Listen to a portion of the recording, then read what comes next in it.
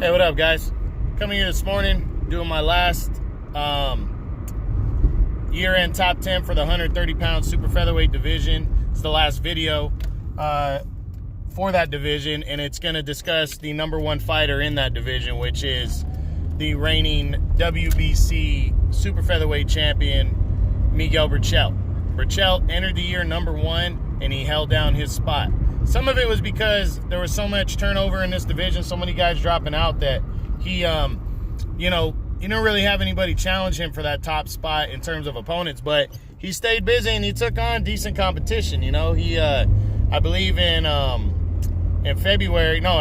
May, he defended his title against Francisco Vargas in a rematch from their January 2017 bout, in which he knocked Vargas out in the 11th round to win the title. That was considered an upset at the time, so this was his chance to prove that he was not legit. We all knew that Berchelt was legit because he's done a lot of good work in between those wins, but to prove, that he was truly the better man. And he did that against Vargas. He dominated Vargas again. Vargas made it competitive, of course, but he was landing 2 or 3 shots to every Vargas one shot, and Vargas's trainer, after 6 rounds, Joel Diaz, decided to throw in the towel and, call the fight off. And Berchelt successfully retained his world title with a 6th round TKO. He waited around to see if he could get something big. He couldn't.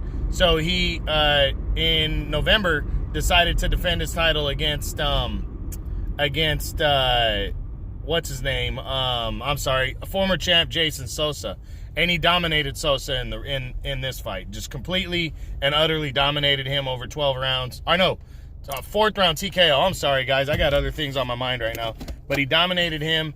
4th round TKO win and retained his world title again, leaving no doubt. Now, Berchelt's going in there against solid but veteran guys and just absolutely obliterating them.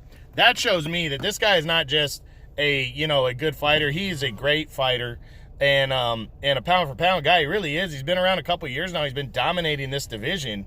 Overall, he's 28. He's still very young. Only 28 years old, in the prime of his career. He's 37-1 with 33 knockouts.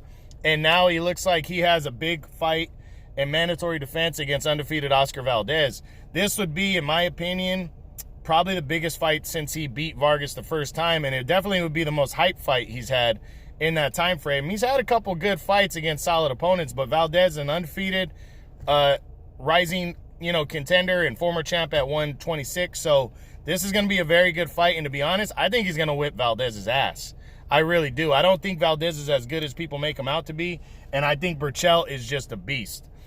He does everything very good. I wouldn't say he's great at any one thing, but he's very good at almost everything. He can box, he can punch, and he punches with power. And, I really can't wait to see what he does. And I think second half of the year, once he gets done with Valdez, that's his mandatory. He'll have optional defenses. I think if he dominates Valdez and Vasily Lomachenko can't get somebody good to come up to 135, I think he would move up to 135 to face Lomachenko in a big fight. So Valdez has that option. Berchelt has that option. He's a big guy, too. So I think big opportunities are on their way for Berchelt, especially the more guys are willing to cross the street. But also, Lomachenko's going to deal with Teofimo Lopez in the first half of the year. And then he said he wants Gervonta Davis. But if he can't get the Davis fight, which I think is a long shot, I think Berchelt would be a good opponent for Lomachenko. And I think Lomachenko should jump on it. So we'll see, though. I think Berchelt, a win over Valdez, is really going to lock him in at number one and make everybody know now, hey, you got to go through me, because Leo Santa Cruz just doesn't fight the opponents that and hasn't. And he's barely new to the division. It's not like Gervonta Davis is sitting there anymore to argue that, oh, this guy is so talented that he could be better than Berchelt. There's nobody better than Berchelt right now. Santa Cruz has a bigger name, but he's not better than Berchelt. And if he wants to prove it, he gets in the ring with Berchelt, plain and simple. We'll see what happens, though. I think Berchelt's going to have some opportunities. But I really like this guy. You need to check him out. Every time he fights for top rank with Bob Arum. He's very good. Now let's get into the state of the 130-pound division.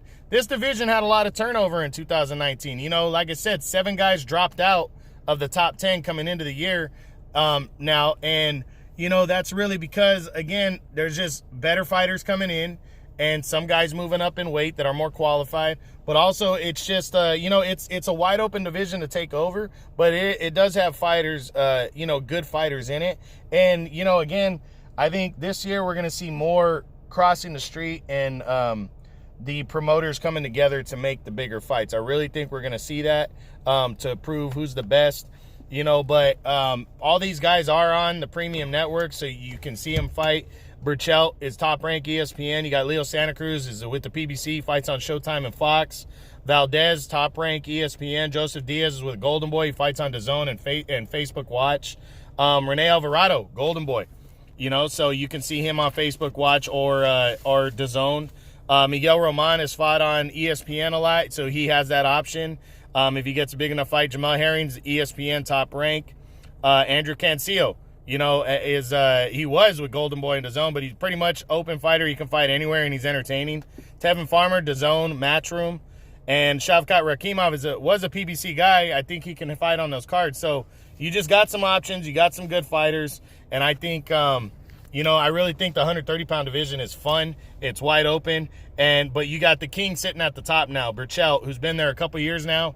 And you got to go through him. Somebody's going to have to, take that chance and go after him if they want to prove they're the best. Because right now, Miguel Burchelt is the shut-down #1 fighter at 130 pounds without question. So, all right, guys, that's it. I hope you enjoyed the year-end top 10 for the super featherweights.